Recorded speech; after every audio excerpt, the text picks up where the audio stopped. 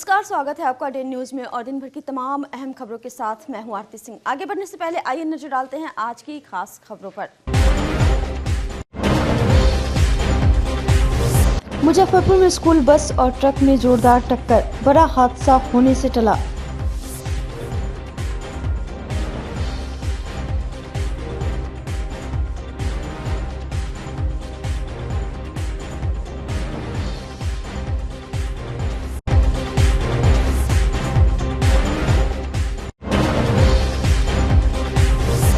नव वर्ष का स्वागत को लेकर शराब भंडारण करने में जुटे हैं माफिया। उत्पाद विभाग ने फेरा पानी, भारी मात्रा में शराब बरामद।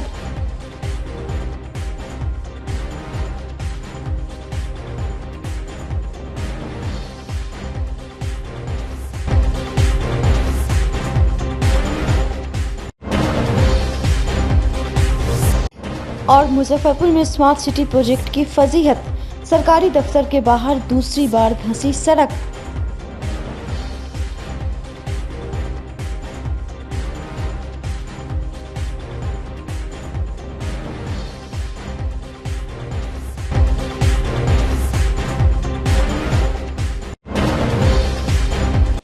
और अब खबरें विस्तार से। मुजफ्फरपुर में मंगलवार की सुबह एक बड़ा सड़क हादसा हो गया, जिसमें स्कूल बस और ट्रक के बीच टक्कर हो गई है। हादसे में स्कूल बस बुरी तरह क्षतिग्रस्त हो गई। घटना के बाद स्थानीय लोगों में अफरा तफरी मच गई। घटना में बस चालक जख्मी हो गया है। जख्मी चालक को इलाज के लिए निजी अस्पताल में भेज दिया गया है। गनीमत रही कि स्कूल बस में कोई भी बच्चा सवार नहीं था। घटना सदर थाना क्षेत्र के खबरा मंदिर के पास की है। जानकारी के अनुसार स्कूल बस सुबह सुबह बच्चों को लेने जा रही थी। इसी दौरान दोनों की टक्कर हो गई। घटना की जानकारी मिलने पर पुलिस मौके पर पहुंची और मामले की जांच शुरू कर दी। इसके बाद पुलिस ने स्कूल बस और ट्रक को जब्त कर लिया और अपने साथ थाने ले गई है। पुलिस आगे की कार्रवाई में जुटी हुई है। सदर थाना के दारोगा राजू कुमार ने घटना को लेकर बताया कि स्कूल बस में कोई बच्चा नहीं था, बस बच्चों को लेने के लिए जा रही थी। घटना में चालक को चोट लगी है। जख्मी चालक को इलाज के लिए अस्पताल भेज दिया गया है। 6 बजे करीब में यहाँ पे खबरा मंदिर के पास में एक स्कूल बस और ये ट्रक ब्रेकर के पास ही ब्रेक लेने के दरमियान में एक्सीडेंट हुआ है। स्कूल बस में बच्चे भी ना अभी बच्चे लाने के लिए ही जा रहा था स्कूल बस वाला गाड़ी। केवल उसमें ड्राइवर ही था, बाकी कुछ कोई घायल हुए ना किसी प्रकार कोई क्षति नहीं हुआ है। हल्का फुल्का ड्राइवर को भी हल्का पैर में चोट लगा है। बड़ा हादसा हो सकता था, स्कूल बस के बावजूद इस तरह की घटनाएं हो गई। हाँ, स्कूल बस का बच्चे रहते तो शायद बड़ा हादसा हो सकता था, लेकिन फिलहाल अभी इस तरह का कोई घटना नहीं है, किसी प्रकार कोई क्षति नहीं है। अगर तक क्या कार्रवाई होगी? अगर तक कार्रवाई में दोनों गाड़ी थाना पे जा रही है, बाकी जो विधि सम्मत कार्रवाई की जाएगी। स्कूल बस के ड्राइवर के घायल होने की बात सामने आ रही है। नहीं, ज़्यादा उतना कोई क्षति नहीं हुआ है, उनको भी ज़्यादा चोट नहीं है, हल्का तो पैर में हल्का सा था, तो स्कूल के उनको ले जाकर इलाज करवा दिया गया। नए साल के जश्न में अब कुछ दिनों का वक्त बचा है। ऐसे में दारू माफिया शराब स्टॉक करने में जुटा है। पुलिस एवं उत्पाद विभाग शराब कारोबारी के मंसूबों पर लगातार पानी फेर दे रही है। एक बार फिर मुजफ्फरपुर उत्पाद विभाग की टीम ने यूपी नंबर ट्रक से भारी मात्रा में विदेशी शराब बरामद की है। घटना बडूराज थाना इलाके के चन्ही गांव स्थित चौर के पास की है। उत्पाद निरीक्षक मनोज कुमार को गुप्त सूचना मिली कि वहां शराब अनलोडिंग होने वाली है। इसके बाद उत्पाद विभाग की टीम ने मौके पर छापेमारी की। छापेमारी की भनक लगते ही कारोबारी मौके से भागने में सफल रहा। ट्रक की तलाशी लेने पर 115 कार्टन विदेशी शराब बरामद की गई। कारोबारी ने बड़ी ही चालाकी से ट्रक में ड्राइविंग सीट के पास तहखाना बनाकर शराब को छुपाया था, जिसको मुखबिर की सूचना पर उत्पाद विभाग की टीम ने कारोबारी के मंसूबों पर पानी फेर दिया। शराब की इस खेप को उत्तर प्रदेश से मंगवाई गई थी, जिसे मुजफ्फरपुर के विभिन्न जगहों पर डिलीवरी करनी थी। उत्पाद विभाग के सहायक आयुक्त विजय शेखर दुबे ने बताया कि कारोबारी को चिन्हित कर लिया गया है। उसकी गिरफ्तारी के लिए छापेमारी की जा रही है। गुप्त सूचना के आलोक में कार्रवाई की गई है। चन्ही चौक है थाना बरूराज में, जहाँ पे एक ट्रक में सेक्रेट गोदाम ये बनाया गया था, सेक्रेट चैम्बर बनाया गया था, उसमें विदेशी शराब छिपा कर रखा गया था। तो रिकवरी में करीब 115 पेटी विदेशी शराब मिला है। किस तरह से छुपा के लाया जा रहा था? वही चैम्बर, उसमें सेक्रेट चैम्बर बनाया हुआ था जिससे जांच में वो पता नहीं चल पाया कि शराब इसके अंदर है, और उसके ऊपर से कुछ और लोड रहा हो। वो तो उस समय कुछ था नहीं, लेकिन चैम्बर बना हुआ था ट्रक के निचले हिस्से में। शराब कहाँ का निर्मित है sir? For sale in UP है, यूपी निर्मित शराब है। कुछ गिरफ्तारी नहीं हुई है। गिरफ्तारी का हम लोग प्रयास कर रहे हैं, चिन्हित कर रहे हैं कौन कौन से कारोबारी हैं जो इसमें संलिप्त हैं। 9 वर्ष को लेकर शराब स्टॉक की जा रही है माफियाओं को। हम लोग लगातार अभियान चला रहे हैं, इनपुट ले रहे हैं, सूचना एकत्रित कर रहे हैं, और छापामारी अभियान हमारा चलता ही रहेगा। 9 वर्ष में विशेष कर खास टीम तैयार भी की गई है। जी हाँ, 3 टीम लगाया गया पूरे जिले भर में। हम लोग विशेष अभियान चला रहे हैं, 24/7 काम हो रहा है। मुजफ्फरपुर में स्मार्ट सिटी प्रोजेक्ट की कार्यशैली पर लगातार सवाल उठ रहे हैं। मंगलवार को एक बार फिर से स्मार्ट सिटी ने मुजफ्फरपुर की फजीहत करा दी। प्रमंडलीय आयुक्त सरवन एम के कार्यालय गेट पर सड़क धंस गई। इसके नीचे सीवरेज लाइन गुजर रही है।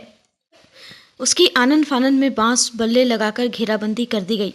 बताया जा रहा है कि नगर निगम के कूड़ा ढोने वाले डंपर के गुजरने के बाद 1.25 मीटर चौड़ी और 10 मीटर से अधिक लंबाई में सड़क धंस गई। हालांकि किसी तरह की दुर्घटना नहीं हुई है।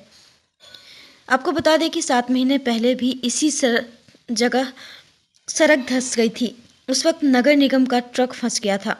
काफ़ी मशक्क़त के बाद ट्रक को निकाला गया था, फिर सड़क की मरम्मत की गई थी। दूसरी बार सड़क के धंसने से स्मार्ट सिटी की कार्यशैली पर सवाल खड़ा कर दिया है। मुजफ्फरपुर में हाल के समय में स्मार्ट सिटी प्रोजेक्ट से बनी सड़कों के कई जगहों पर धंसने के मामले सामने आ चुके हैं। सरियागंज टावर से सिकंदरपुर एवं धर्मशाला चौक से इस्लामपुर रोड पर कई जगह सड़कों पर गड्ढे पड़ गए हैं। इससे ई रिक्शा और ठेले पलट रहे हैं। इन दोनों सड़कों का निर्माण सीवरेज की पाइपलाइन बिछाने के बाद स्मार्ट सिटी के अखाड़ा घाट पेरिफेरल एवं सूतापट्टी फेस लिफ्टिंग प्रोजेक्ट के तहत हुआ है। 2 महीने के भीतर सड़क के धंसने एवं सीवरेज के मेन होल के ढक्कन के टूटने के बाद कार्य की गुणवत्ता पर सवाल खड़ा हो गया है। मुजफ्फरपुर के डीएम सुब्रत कुमार सेन का कहना है कि नगर आयुक्त को जांच का आदेश दिया गया है कि क्यों यह सड़क बार बार धंस रही है। उन्होंने जांच कर रिपोर्ट जल्द से जल्द देने को कहा है। साथ ही उन्होंने कहा कि जो दोषी है उन पर कार्रवाई तय है। तो ये सूचना मिली है। अब इसमें चूँकि इंजीनियरिंग ये संभवतः स्मार्ट सिटी से बना है, नगर आयुक्त ने सुबह बताया है, इसको हम लोग चेक करवा लेते हैं और इसमें आईआईटी को भी इंगेज किया गया है। तो जो स्मार्ट सिटी के प्रोजेक्ट्स हैं उसमें हम लोग जो इंजीनियरिंग के अच्छे इंस्टीट्यूशंस हैं, आईआईटी या एनआईटी, उनके माध्यम से भी हम लोग जांच करा लेंगे। इसमें या अगर संवेदक के स्तर पर गड़बड़ी हुई हो या किसी इंजीनियर ने लापरवाही बरती हो तो इसमें हम लोग कार्रवाई भी करेंगे। सुबह पता चला, इसमें नगर आयुक्त से मैंने रिपोर्ट मांगा है और फिर उसके बाद एक्सपर्ट एजेंसी से जांच करा करके हम लोग देख लेंगे कि इसमें क्या समस्या है। स्मार्ट सिटी के कार्यों पर सवाल खड़ा करते हुए भाजपा नेता सह मेयर प्रत्याशी रहे भगवान लाल महतो ने जनप्रतिनिधियों पर निशाना साधा है। उन्होंने कहा कि जब से मुजफ्फरपुर स्मार्ट सिटी में शामिल हुआ है तब से मुजफ्फरपुर की दुर्दशा शुरू हो गई है। जो सड़कें पहले काफ़ी चौड़ी और मजबूत होती थी, आज वह स्मार्ट सिटी में शामिल होने के बाद पतली और खोखली हो गई हैं। हर तरफ लूट खसोट मची हुई है, लेकिन एक भी जनप्रतिनिधि इस पर ध्यान नहीं दे रहे हैं। ज्ञात हो कि जिला समाहरणालय के मुख्य द्वार के समीप मंगलवार की सुबह सुबह सड़क धंस गई। कुछ दिनों पूर्व भी यहीं पर सड़क धंसी थी। इसके अलावा शहर की कई नवनिर्मित सड़कें भी धंस चुकी हैं। जिलाधिकारी का ध्यान इस ओर आकृष्ट कराते हुए भाजपा नेता ने कहा कि पता नहीं जिलाधिकारी किस मजबूरी में फंसे हुए हैं।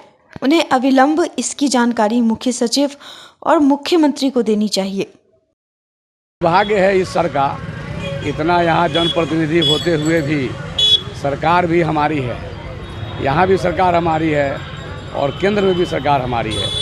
लेकिन दुर्भाग्य इस बात का है कि कोई भी जनप्रतिनिधि यहाँ का इस घपला घोटाला और भ्रष्टाचार के खिलाफ न सरकार को कोई रिपोर्ट करता है और न कोई आवाज़ उठाता है, न इसके लिए कोई आंदोलन करता है। और लूट का मतलब खुल्लम खुल्ला सब मौन समर्थन दे रखा है। पता नहीं इसमें उन लोगों का क्या क्या, इसमें मौन समर्थन के पीछे क्या उनका मंशा है, ये समझ में नहीं आ रहा है। ये समझ से परे है। और सबसे बड़ा दुख इस बात का है कि देखिए डीएम साहब का मुख्य द्वार है और तिरहुत प्रमंडल के आयुक्त महोदय का भी मुख्य द्वार है। दोनों लोगों के मुख्य द्वार के ही पास में फिर से ये सड़क धंसा है। और जहाँ जहाँ भी ये स्मार्ट सिटी का निर्माण हुआ है, पहले जो सड़कें थी वो काफ़ी मजबूत सड़कें थी, काफ़ी मजबूत था। कभी मुजफ्फरपुर में किसी भी नागरिक को ये सुनने को नहीं मिलता था कि सड़क फलाने जगह पर धंस गया है। ये जब से स्मार्ट सिटी ने काम करना शुरू किया है, पता नहीं शहर को खोखला कर दिया है कि क्या कर दिया है, ये समझ से परे की चीज़ है। इस पर अविलंब डीएम साहब को तो कम से कम अपना जो उनका धर्म है, ये इनको रिपोर्ट बना करके इस भ्रष्टाचार का पूरा स्मार्ट सिटी का जो खेल चल रहा है, भ्रष्टाचार का पूरा मतलब कि समझ लिए इसमें कितने लोग नंगे हो जाएंगे। इनको तो कम से कम अपना तो काम करना चाहिए कि अपना इनका जो चीफ सेक्रेटरी हैं बिहार के, उनको रिपोर्ट करना चाहिए, सरकार को सीएम कार्यालय को रिपोर्ट करना चाहिए। मुजफ्फरपुर शहर को जाम से निजात दिलाने के लिए 2014-15 में सीएम नीतीश कुमार ने चंदवारा पुल का शिलान्यास किया था, जिसे हर हाल में 2017 से 18 तक बनाकर पूरा कर देना था। उसके बाद भी पुल नहीं बन पाया। इसकी मुख्य वजह अप्रोच सड़क में पड़ने वाली भूमि रही। एक बार फिर से मुख्यमंत्री नीतीश कुमार का मुजफ्फरपुर में दौरा होना है। ऐसे में अधिकारी अब अलर्ट मोड पर हैं। जिला प्रशासन के द्वारा जिले में चल रहे कार्य को लेकर जिला प्रशासन अब निगरानी में जुट गई है। सभी कार्यों का जायजा ले रहे हैं। मंगलवार को नगर आयुक्त एसडीएम पूर्वी अमित इसके साथ जिले के कई आला अधिकारी काफिला के साथ लंबित चंदवारा पुल निरीक्षण करने पहुंचे। काम कहां तक पहुंचा है और पूरा काम होने में कहां कहां समस्या आ रही है, इन सभी चीज़ों का जायजा लिया। अगर चंदवारा पुल बन जाता है तो अखाड़ा घाट में जो जाम की समस्या है वह कम हो जाएगा। तो वही जो लंबित था उसको पूर्ण करने के लिए वो नक्शा जो प्रशासन की तरफ से, बिहार सरकार की तरफ कोशिश की जा रही है, उसे कहाँ पे परेशानी आ रही है जमीन अधिग्रहण को लेकर? अभी बस वही देखा जा रहा है, उसके बाद उसका समाधान। नीतीश कुमार भी आने वाले, इसको लेकर भी तैयारी करेंगे। माननीय मुख्यमंत्री जी का यात्रा भी प्रस्तावित है, डेटा आ जाएगा उसके बाद। मुजफ्फरपुर निबंधन कार्यालय में मंगलवार को ई निबंध का काम शुरू हो गया। पहले दिन मॉडल डीड के माध्यम से 13 लोगों ने अपने जमीन का सब रजिस्ट्रार के कार्यालय में ई निबंधन कराया। मुजफ्फरपुर रजिस्ट्री ऑफिस समेत कुल 50 निबंधन कार्यालय में 17 दिसंबर से ई निबंध का कार्य शुरू हुआ है। इसके तहत खरीदार और विक्रेता दोनों बिना ऑफिस आए बाहर से ही अपनी ज़मीन की खरीद फरोख्त कर सकते हैं। साथ ही ऑनलाइन माध्यम से ही दस्तावेजों की जांच हो जाएगी। जमीन रजिस्ट्री में पारदर्शिता बरतने के लिए सरकार ने ई निबंध की प्रक्रिया शुरू की है। इसमें आधार की वेरिफिकेशन यूआईडी के माध्यम से ऑनलाइन ही हो जाएगी। ई निबंध शुरू होने के कातिब और दलालों की भूमिका खत्म हो गई है। जिले में पहले दिन ई निबंध के लिए 25 लोगों ने आवेदन दिया था, लेकिन तकनीकी खराबी के कारण सिर्फ 13 लोगों का ही ई रजिस्ट्री हो सका है। सब रजिस्ट्रार मनीष कुमार ने बताया कि सरकार की बहुत अच्छी पहल है। इससे क्रेता और विक्रेता आसानी से जमीन की रजिस्ट्री करा सकेंगे। ई रजिस्ट्री में सारी प्रक्रिया ऑनलाइन ही पूरी होगी। जमीन की दस्तावेज समेत आधार एवं फोटो की जांच ऑनलाइन ही पूरी कर ली जाएगी। जांच प्रक्रिया पूरी होने के बाद मॉडल डीड के माध्यम से जमीन की ई रजिस्ट्री हो रही है। पहले दिन तकनीकी खराबी के कारण 13 लोगों का ही ई रजिस्ट्री हो सका है, लेकिन आने वाले दिनों में इसकी रफ्तार बढ़ेगी।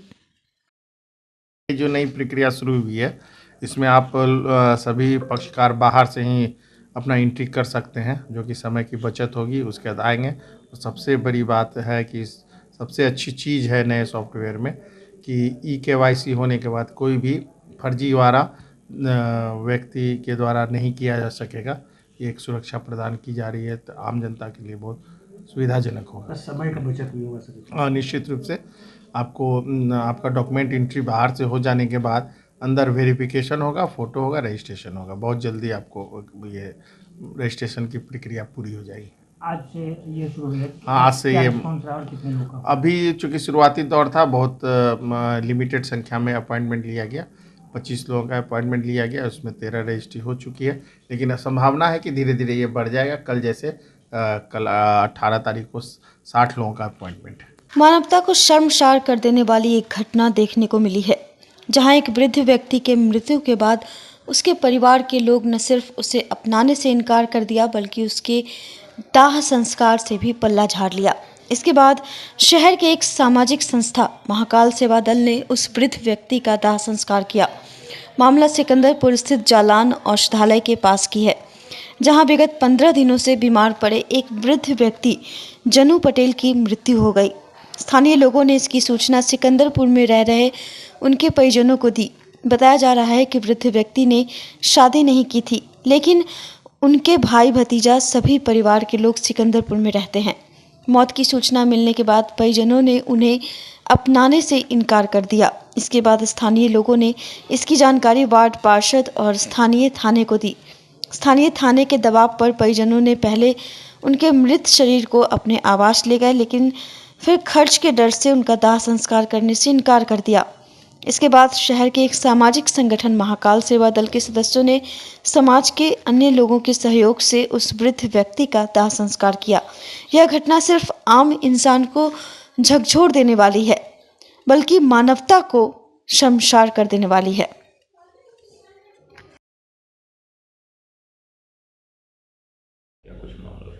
जी, एक वृद्ध व्यक्ति यहाँ पे लगभग 15 दिन से जलान औषधालय के समीप आकर के रात्रि में रहते थे, जिनका मृत्यु हो गया, जिनका घर परिवार भी सभी लोग यहाँ पे रहते थे। मतलब उनकी शादी नहीं हुई थी, लेकिन उनके भौजाई भाई भतीजा सभी लोग का यहाँ सिकंदरपुर चौक के आसपास में घर है। तो उनके मृत्यु होने के बाद हमने गए, हम सभी यहाँ के जो भी लोग हैं उनको बोलने, तो उन्होंने गाली उली बक करके बोला कि हमको उससे कोई मतलब नहीं है। तो फिर हमने स्थानीय मतलब 21 के वार्ड पार्षद KP पप्पू भैया को फ़ोन किए, फिर उन्होंने थाना को फ़ोन किया। थाना है यहाँ पे, थाना के साथ हम लोग फिर उनके परिवार से मिले, तो थाना के कहने पर उनके परिवार वाले लोग यहाँ से उठा करके ले गए। फिर कल सुबह में लगभग 9 बजे के करीब बोलते कि हमको लाश नहीं ले जाना है, फूकेंगे, आप लोग ले जाइए। तो फिर हम लोग मुक्तिधाम से संपर्क करके उनके लाश को हम लोग दाह संस्कार किए। हम महाकाल सेवा दल के द्वारा और समाज के भी कुछ लोग मिल करके हम लोगों ने उस वृद्ध व्यक्ति का दाह संस्कार किए। हम लोगों ने सभी अपने खर्च पे नहीं, सभी मतलब कि मुक्तिधाम प्रबंधन के सहयोग से हुआ था। क्या नाम है? आकाश कुमार चौधरी, महाकाल सेवा दल अध्यक्ष। जो मृतक था उसका नाम क्या था? जन्नू पटेल। तो उसके परिजन नहीं स्वीकार करते? नहीं, वो बोले कि इनसे हमको कोई मतलब नहीं है, इसी तरह का उन लोग का होगा कोई आपसी, इसीलिए वो लोग। लेकिन कितना मतलब शर्मसार करने वाली बात है कि परिवार रहते हुए भी उनको मुख अग्नि लोग नहीं दिया, तो वहाँ पे डोम लोग जो है वो मुख अग्नि दिए। ये बहुत शर्म और मानवता शर्मसार होता है इस तरह का घटना से। इसीलिए कम से कम इस तरह का कृत्य जो लोग ना करें, ये विनती है लोगों से। मुजफ्फरपुर में बाबा गरीबनाथ धाम मंदिर में शहर के संत एवं पुजारियों के बीच 12 जनवरी को सिकंदरपुर गौशाला परिषद में हिंदू समाज के तत्वावधान में होने वाले विशाल सनातन समागम सह हिंदू योद्धा सम्मान समारोह के लिए बैठक कर कार्यक्रम की रूपरेखा बनाई गई। अध्यक्षता कर रहे महंत अभिषेक पाठक ने बताया कि बिहार सहित देश के कोने कोने से संत समाज इस कार्यक्रम में शामिल होने के लिए आमंत्रित किया जाएगा। कार्यक्रम संयोजक वैभव मिश्रा ने बताया कि 8 वर्ष बाद ऐसा कार्यक्रम होने जा रहा है, जिसका मुख्य उद्देश्य बिहार के हिंदू समाज को संगठित करना है। इस मौके पर अनिल कुमार, सुजान सुमन, सम्राट, गोलू सिंह, मंजीत, सुधांशु गुप्ता, कुणाल श्रीवास्तव व रवि पटेल मुख्य रूप से मौजूद थे। पावन मंदिर में, उनके पावन नगर में आज बाबा गरीबनाथ धाम में हम लोग आज यहाँ पे साधु संतों के पास आए हुए थे।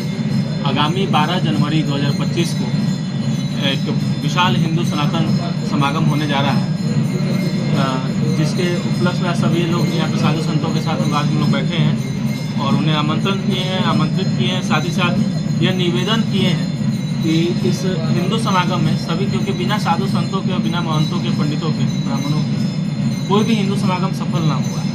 इन लोगों का आशीर्वाद पूरे समाज पे, हिंदू समाज पे बना रहे, जिसके लिए आज ये बैठक की गई है और ये सभी लोग अपना अपना समर्थन दिए हैं और पूरा विश्वास है कि हजारों की संख्या में हमारे सभी महंत, सभी ब्राह्मण देवता, सभी हिंदू एकजुट होकर इस कार्यक्रम में आएंगे और आकर अपना वक्तव्य हम लोग को शोभित करेंगे। इसी समय में आज बाबा गरीबनाथ जी के दरबार में और बाबा गरीबनाथ जी के नगरी में विशाल सनातन समागम होने जा रहा है बाबा गरीबनाथ जी की धरती पे। और पिछले 8 साल पहले हुआ था, 8 साल के बाद फिर से होने जा रहा है। और अपने जिला नहीं, बिहार नहीं, पूरे देश से साधु संत महंत और जो भी वरिष्ठ नागरिक है, योद्धा हैं, हिंदू योद्धा लोग हैं, सभी को हम लोग सम्मानित करने का काम करेंगे। उसी का शुरुआत जो है आज बाबा गरीबनाथ के दरबार में बैठ के हम सभी सनातनी भाइयों ने निर्णय लिया है। और आज से इस चीज़ का बिगुल हम लोगों ने फूंक दिया है कि पूरे देश में आवाज़ आना चाहिए कि मुजफ्फरपुर बाबा गरीबनाथ के धरती पे बहुत विशाल हिंदू समागम होने जा रहा है। उसमें आप सभी देशवासी हिस्सा बने। जन स्वराज पार्टी के प्रदेश अध्यक्ष मनोज भारती लगातार बिहार के जिलों में जाकर संगठन को मजबूत करने की जद्दोजहद में लगे हुए हैं। इस कड़ी में जन स्वराज अध्यक्ष मनोज भारती ने मंगलवार को मुजफ्फरपुर जिले का दौरा किया।